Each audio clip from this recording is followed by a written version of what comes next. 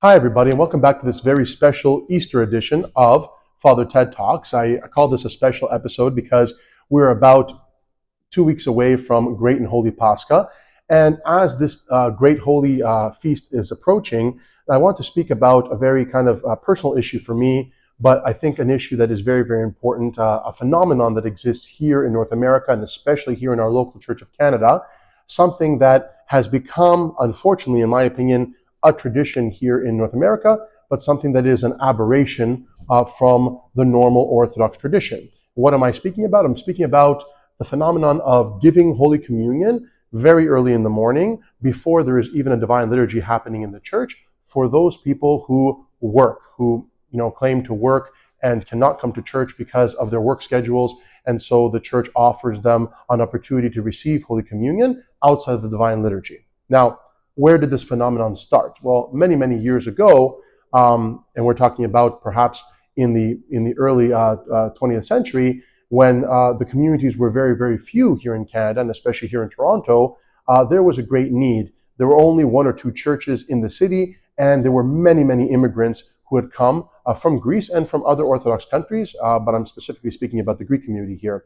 And because there were so many immigrants, there were so many faithful, but so few churches to service them, to be able to provide to them their spiritual needs, there were decisions made, pastoral decisions made, in order to be able to accommodate the sheer masses of people who were showing up at the great feasts, at Christmas, at Easter, and other big feast days, in order to be able to accommodate them. And in those days, a lot of people were working. They did not have the same benefits as people have today. They couldn't take a lot of time off. They were not afforded, special, leave for their own specific Orthodox holidays. And so the church, in its wisdom during that time, began to offer Holy Communion outside of the Divine Liturgy for those who are working. And this is where this tradition kind of started. Perhaps at that time, historically, it was a good thing to do, or it was a pastorally good thing to do, an exception to the rule. However, what happened was that as the years went on and we came into the next century, we see that, of course, by God's grace, Greek communities and also other Orthodox communities expanded greatly. And so not only more immigrants came and, of course, had children and established bigger Orthodox communities, but we were able to also build many churches. And so today, in 2024, in the greater Toronto area, which includes some of the small towns and cities around it, we have about 14 Greek Orthodox parishes alone, not counting all the other Orthodox churches that exist as well, all the other different jurisdictions. And so that is quite a lot. And thank God, our churches are full, and they are very active by the Greek Orthodox community.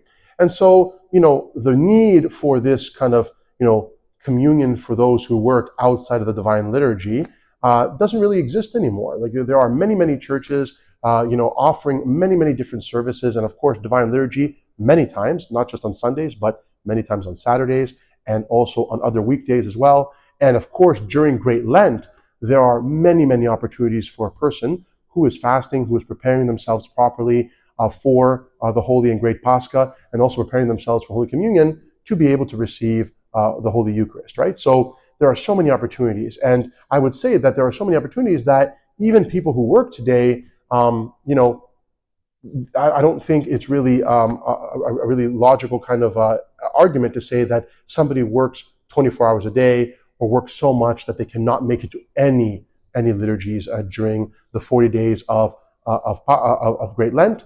And even during Holy Week, there are so many opportunities. And so, this phenomenon of, for example, a priest coming to the church early in the morning on, for example, Holy and Great Thursday, which is often the case, or the bigger and more popular day is Holy Saturday morning. This is in the morning before we have the resurrection service in the evening. For the priest to come very early in the morning, for example, at 6 or 7, and to kind of open the church, to prepare Holy Communion from the reserve, from the artophorion, from the tabernacle, which is the reserve communion that we keep for emergencies, not to actually do a liturgy, and to be able to commune hundreds sometimes of people from that reserve without any type of preparation, without any type of service, without any type of prayer. I think this is not the appropriate thing to do. And unfortunately, we are still doing it here in Canada. And the reason why we do it is because, of course, these traditions, fade out very, very slowly. And a lot of people, they've kind of grown up with this tradition now. So a lot of people who don't go to church very often, or maybe only go to church once or twice a year, they have become accustomed to showing up on Holy Saturday or showing up on Christmas Eve morning, or, those are the usual times, and simply, coming to the church, receiving Holy Communion without liturgy, without kind of any preparation, and then, of course, going off and going to work. So this poses, I think, a spiritual and a pastoral problem for our people here in Canada, because we all know, and as we've said in many videos before, and of course you must have heard it in church if you've been attending church, you know that the Divine Liturgy is the most beautiful and the most important thing that we can attend as Orthodox Christians. It is the foretaste of the kingdom of God in this life, right? And it is a journey, right? That's why it's so important to show up to Divine Liturgy on time, to kind of take that journey, to, follow the appropriate prayers, to build up spiritually, and, leave the cares of this life behind and kind of follow Christ to his sacrifice and to his crucifixion, of course, to his resurrection, and to be able to receive Holy Communion with a proper preparation, not only with fasting beforehand and with confession if need be, but also kind of taking this spiritual journey with him, right? Because that's what the Divine Liturgy is. The Divine Liturgy is quite literally the mystical supper that is prepared for us. And Jesus invites us into his home, just like our friends invite us into their homes at Christmas and Easter, to have a meal with him. And so it is appropriate that we show up on time. It is appropriate that we give thanks. It is appropriate that we have the proper preparation. And so we do all these things so that we may prepare ourselves to receive the body and blood of Christ, the most holiest thing in the universe. And so when we relegate this most powerful and most beautiful and most important act of the reception of Holy Communion to simply a 2-minute action where we enter the church, maybe we quickly light a candle, we receive Holy Communion almost in a drive-through sense, right? It's almost like a fast food phenomenon. I hate to say it like that, but that's what it is. And then we exit and go off and do our business and do our work. We are quite literally degrading the sacrament of sacraments to something that we simply do, or something that we simply, make time for, as opposed to making it the center of our lives, which is our calling as Orthodox Christians, right? So, the Lenten season is supposed to be this beautiful buildup, this beautiful journey, this climbing of a mountain, leading up to the top, which is Holy Pascha. And we are called to participate in that journey. And every Sunday is a little resurrection, and we are called to participate in that journey as well.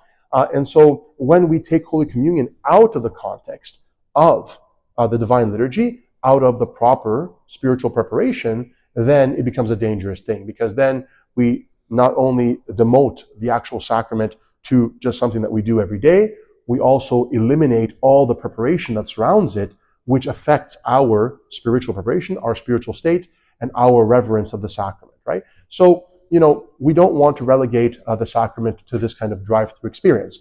The church is still doing it right now. We have reduced it over the years. We've minimized it. We've cut out dates. We've kind of pulled back on it because we're slowly trying to educate people, slowly and with respect, that this is not the more appropriate thing to do.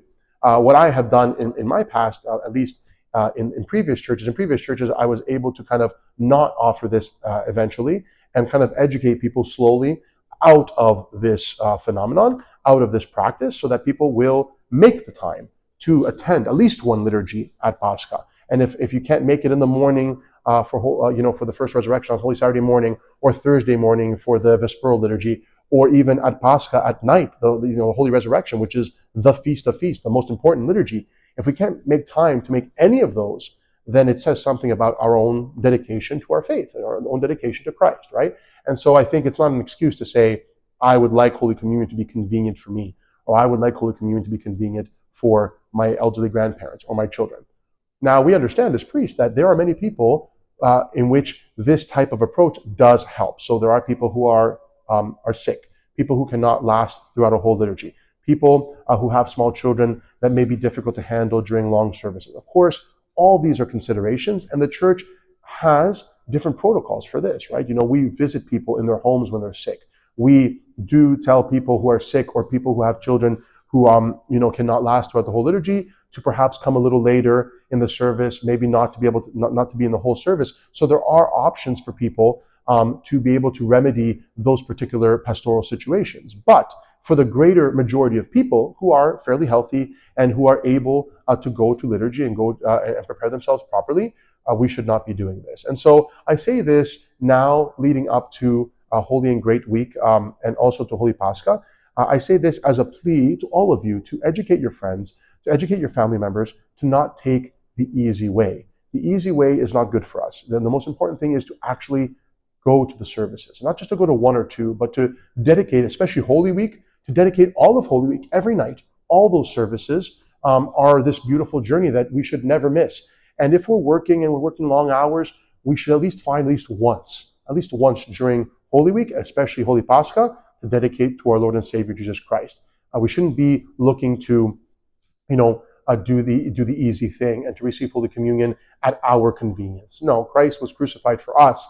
The least we can do is show up, for Divine Liturgy for Him. And so, what I'm doing here at Prophet Elias, because here this kind of tradition has existed for a very, very long time, is that I haven't stopped it. Because, of course, there are many, many people who will not have a chance to watch this video. There are many, many people who do not hear my sermons on Sundays because maybe they don't go to church very often. And so what do? I do the early Holy Communion on only Holy Saturday morning. But what I do is I come very, very early in the morning and I do an early Divine Liturgy. I do an early Divine Liturgy at 6 a.m. in the morning. And the reason why I do this, and of course, some of you may ask, does anybody come? Unfortunately, hardly no one comes, because people still want to just show up for the so-called drive-through communion. They don't want to actually prepare themselves. But I come in the morning and I do a liturgy from 6 to 7 in the morning, and then I commune people from 7 to about 8:30 in the morning. And then, of course, we have our main liturgy, which is happening at 9 a.m. and 10 a.m. in the morning for what is called the so-called first resurrection, the Pastoral liturgy of St. Basil. Now, of course, again, this is not ideal because in the Orthodox Church, we are not supposed to be doing two liturgies in one day. This is technically forbidden in the Orthodox Church, and especially the same priest should not be doing the same liturgy in the same day. I do it on a separate altar table, in an effort to kind of separate the two. But again, this is not ideal. But the only reason why I'm doing this is because I want to be able to offer to those people who claim that they cannot come at regular times, those people who claim that they work so much that they can't make any time for Christ. Well, I'm making time for you. I'm coming at 6 a.m. in the morning so that I can offer at least the opportunity to attend a liturgy, to pray, to properly prepare yourselves, and then receive Holy Communion early at 7 a.m., and then you still have time to go to work. So I'm putting in the work, I'm coming early so that all of you can have at least the opportunity. I'm not taking the opportunity away from you. Okay, so I'm offering an extra liturgy super early. So if you're working, and if that is the excuse, that is the reason why you cannot come to the regular liturgy at 9 or 10, or you cannot stay for the resurrectional liturgy, which most people unfortunately don't stay for anyways. If all those things are kind of excuses within your life and you have other things to do, well, at least if you want to come early before you go to work, come from the beginning of the liturgy, wake up early in the morning, receive Holy Communion in the way that it's supposed to be. Don't take the easy way. Don't take the easy path. This is not what Pascha is about, and this is not what being Orthodox is about, right? We have to give Christ at least the centrality that He deserves within our lives, right? We want to live Christ-centered lives. And so I do hope that everybody does, take me up on this offer. I'm going to be here early on Holy Saturday morning in order to offer you this opportunity to be able, if you really are working and you really can't make it to any of the other services during Great Lent, and any of the other services during Great and Holy Week, if you can't make the time at least to come at least one of those regular services, then I will be here at 6 a.m. in the morning doing a Divine Liturgy for you, and I do hope that everybody does take me up on that. If you really have to, then come early, but come to the liturgy, prepare yourself properly. So I do hope that everybody does have a blessed Holy Week and a Holy Pascha, and I do pray that slowly as we move forward and we educate ourselves and we understand what is the appropriate thing to do, that solely these kind of traditions that may have had a place in the past, may have served a purpose. Hopefully we all understand that they don't serve a purpose anymore, and they actually are educating us or training us into doing something that is not so appropriate as Orthodox Christians, right? They're making us see the church and making us see the sacraments as something we consume, as opposed to something that are given to us by grace, and that we have to be grateful and have proper preparation for them. So I do hope that is at least the minimum that you get out of this video. I do apologize if I've offended anybody. It was not my intention. Of course, I'm just trying to be as honest as possible, because I think that this phenomenon needs to go away. I think it needs to go away both with the help of the lay people, with all of you, and also with the help of us priests, and of course the hierarchy and everybody in the church, that we need to move towards a proper reception of Holy Communion. Till next time, take care and God bless.